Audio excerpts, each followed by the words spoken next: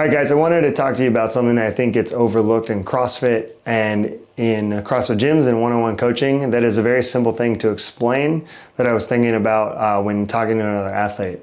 So in CrossFit, we have three things that we typically try to work on across the board: gymnastics, weightlifting, and monostructural movements. Almost all of you guys come from a sport background of some type, or a movement background, or a hobby background of fitness. What that does is it builds basically like your athlete age and the things that you're either innately good at or express because you spent a lot of time developing them before you come into CrossFit.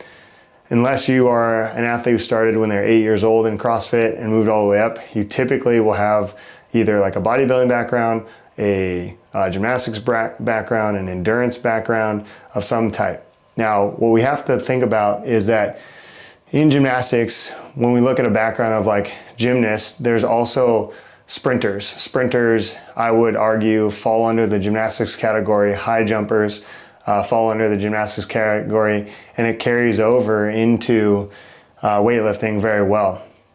Then on like the track and field end, also you have throwers, hammer throwers, discus throwers. They would fall under like the weightlifting category with more hip extension. And then you have like the weightlifters with bodybuilders or powerlifters or Olympic weightlifters, those things you guys commonly know, and you have a weightlifting background, and then you come into CrossFit. Or you come into CrossFit, which is more common, as monostructural. This is swimmers, marathon runners, triathletes, cyclists. Those are very big populations of people. So when you come into CrossFit, most of the time, people fall under either the monostructural stuff or gymnastics. But I see more of the monostructural people who have a huge aerobic base because they've done endurance events for the entirety of their life until they found CrossFit, or as a young child, because even soccer is enduring. I already said swimming is pretty enduring. Cross country is also enduring. You start going down the list, and there are more enduring sports, high contraction, high voluminous, high aerobic sports than there are a weightlifting or gymnastics energy system sport. So most of you guys are going to come in with a monostructural background. The people come in with a gymnastics background, you see them in CrossFit, they do really well in the weightlifting and obviously in the gymnastics themselves.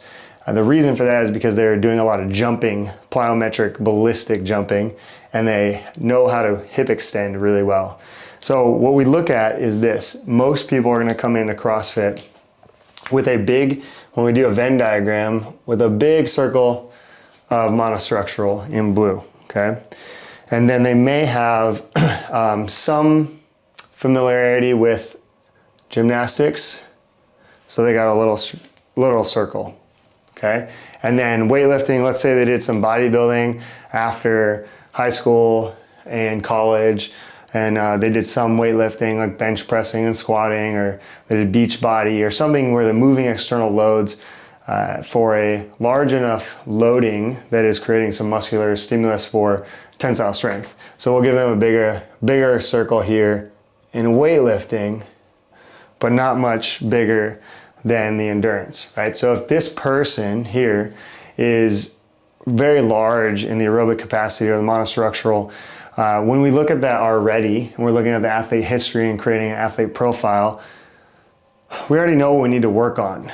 We're going to work on gymnastics and weightlifting, and we're going to kind of exclude the monostructural because we want to grow these things. Now, what I think a lot of people do and misunderstand is that strength can increase, obviously, your gymnastics, but it looks very different.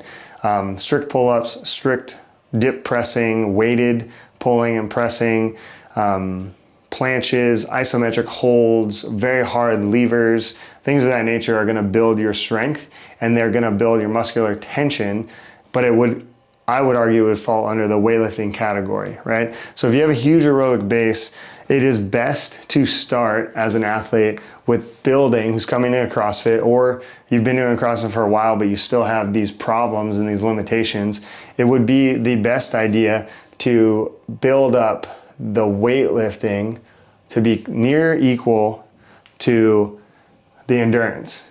So you could see already by these circles that you already had a huge circle of endurance, And then you increase your weightlifting, which has to increase a lot. It consumes a lot of these 3 circles. It'll consume a lot of the time, and that's what you want the majority of your training to look like. Back squats, front squats, snatching, clean and jerks, presses, bodybuilding movements, dips, pulls, carries, anything loaded that makes your eyeballs want to pop out.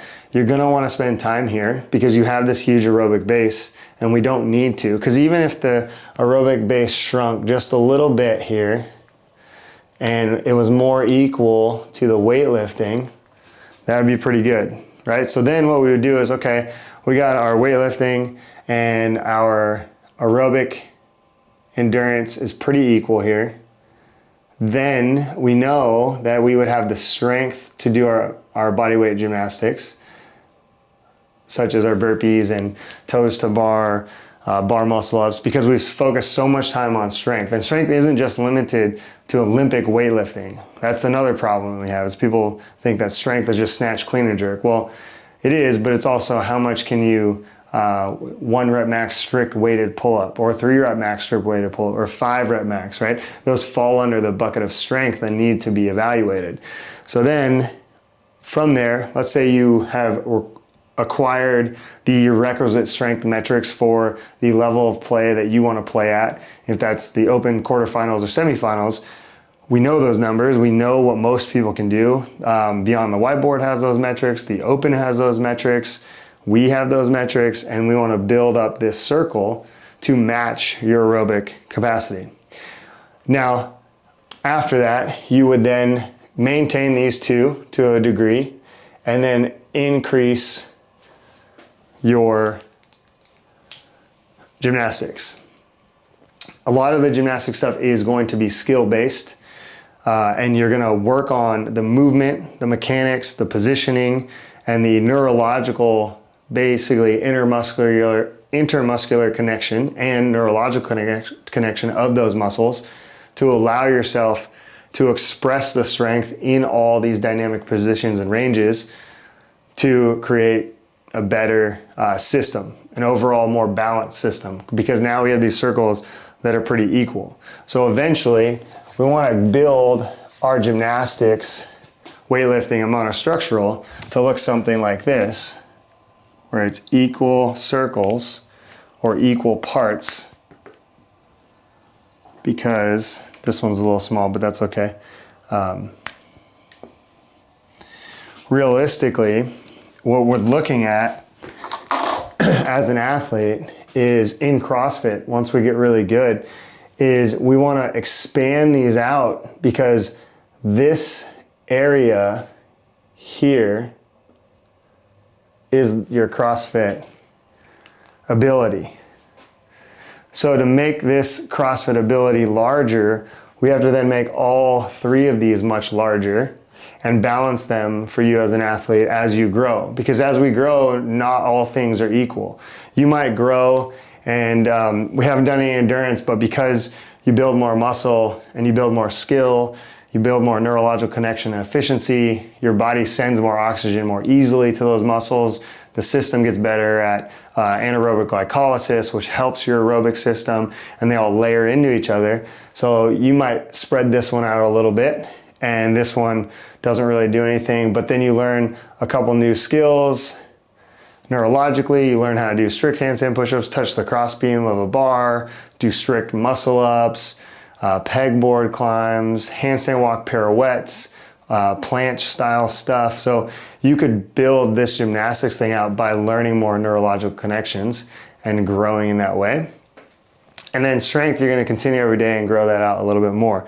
And the larger that you can grow these out, again, the more this area here is going to make you better. And that's your CrossFit space. This is where we play within CrossFit, and they have that overlap in the mixed modal work, in the mixed sense. So you can see how going through all that, depending on where you set and you sit, you're going to have to focus and skew your training on one or two of the other, depending on the low-hanging fruit. I would argue that most people's strength is a huge deficit, and a lot of people come in with an aerobic base. So it's important to pull away from those things and then come back to them once you've filled the holes of the other, because they're gonna grow the center, and that's what we want. But if you continue to double down on the strength and the gymnastics because you're really bad at it, but you ignore your endurance because you don't have an endurance background and you don't really like it, it's gonna limit the center. It's gonna limit what you can do because you haven't focused on your limitation of what you need to do. And vice versa, because sometimes endurance people don't want to do a lot of strength, and they're not necessarily great at gymnastics because their body awareness, moving in a couple of planes for endurance, doesn't allow you, and especially if you were a swimmer, doesn't allow you to move through space in a very dynamic, powerful way, which is what gymnastics requires. So it's a balancing act of all of these, and we want to grow them in tandem, but we need to start with focusing on your limitation and what area of opportunity is your greatest. I hope that was helpful just in thinking about where you're at in this Venn diagram and what you need to work on and focus on, or why your training is so skewed one way, or why your coach keeps telling you like, hey, look, don't do this, we got to do that. It's not because they don't want you to do those things. It's because we know the importance of prioritizing the weakness that you have and building that out so it carries over in all the other things. And then we'll come back to those things. But hopefully you can understand this and know that this is the reason why we're doing what we're doing. And you have to really focus on GWM and why they're important. And if you've never seen someone explain this, I'm glad I got to explain it to you today.